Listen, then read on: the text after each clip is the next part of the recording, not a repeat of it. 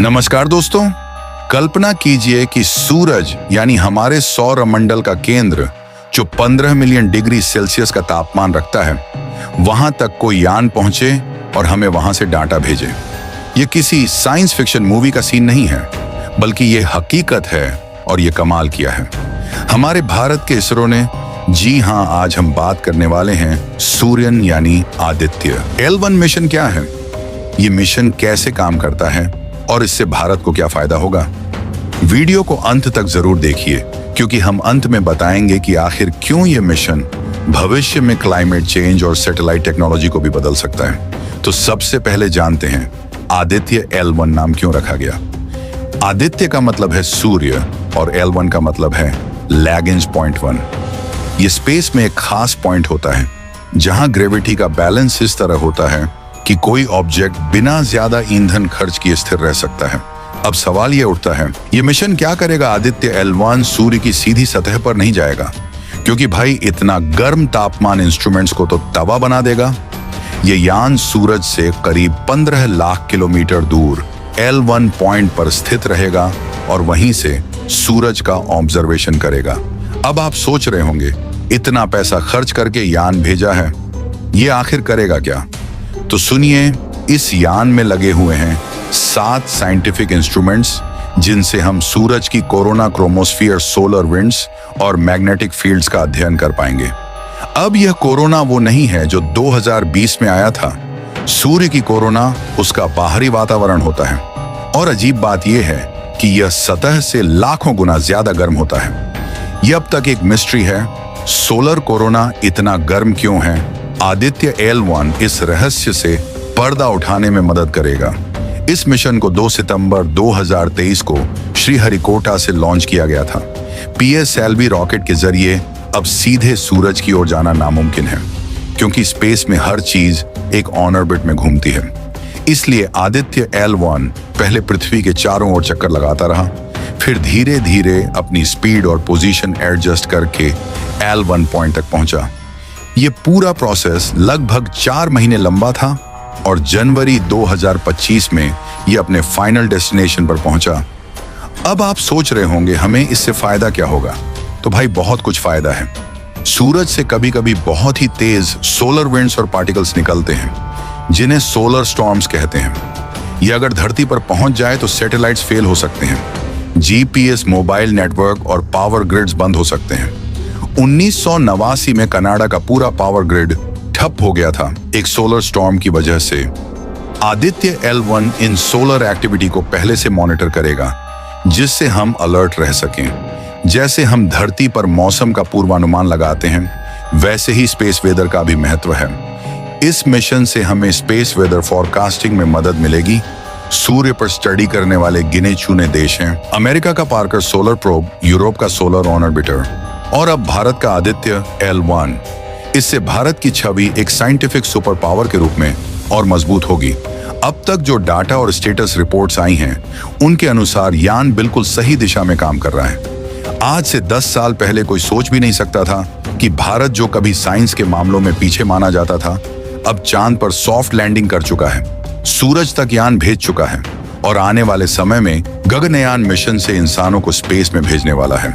इसरो का यह सफर प्रेरणा देता है, कम संसाधनों से भी बड़े काम किए जा सकते हैं।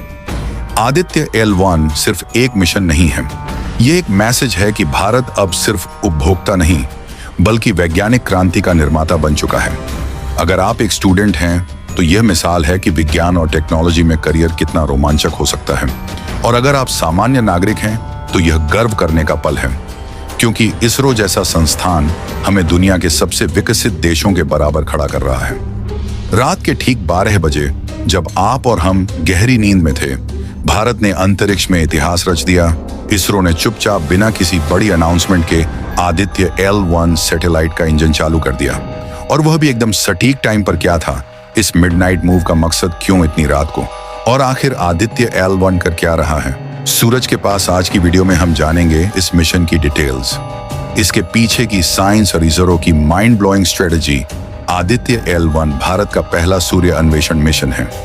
इसरो ने इसे PSLV-C 57 रॉकेट से 2 सितंबर 2023 को लॉन्च किया था। लेकिन यह मिशन बस एक सैटेलाइट नहीं है, यह हमारे सूर्य को समझने का एक बेहद जरूरी कदम है। आदित्य L1 को लैग्रेंज पॉइंट 1 पर भेजा गया है, जो पृथ्वी और सूर्य के बीच लगभग 15 लाख किलोमीटर की दूरी पर स्थित एक स्पेशल पॉइंट है। यहाँ ग्रेविटी इतनी बैलेंस होती है कि कोई भी ऑब्जेक्ट स्थिर रह सकता है और वहीं से एटिया L1 आने वाले 5 साल तक लगातार सूर्य पर नजर रखेगा। आधी रात को इंजन क्यों चालू किया गया?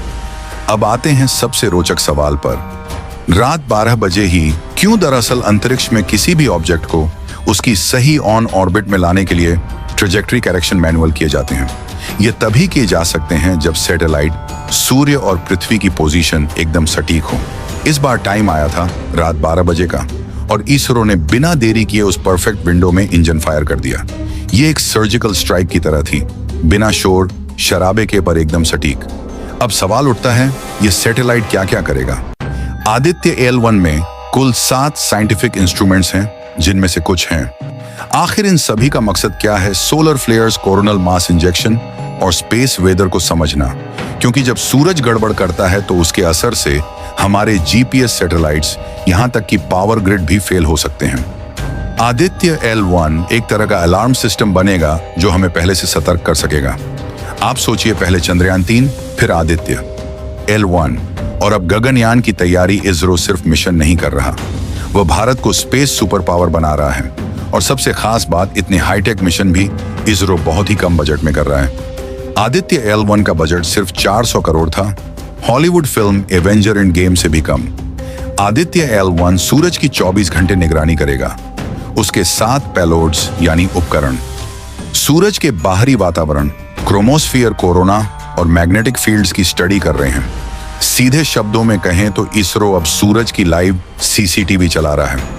अब सोचिए, जब भारत का मिशन चंद्रमा के साउथ पोल पर लैंड करता है, चंद्रयान 3 मंगल तक पहुंचता है, मंगलयान, और अब सूरज की जासूसी करता है, तो अगला कदम क्या हो सकता है? शायद शुक्र या इंटरस्टेलर मिशन।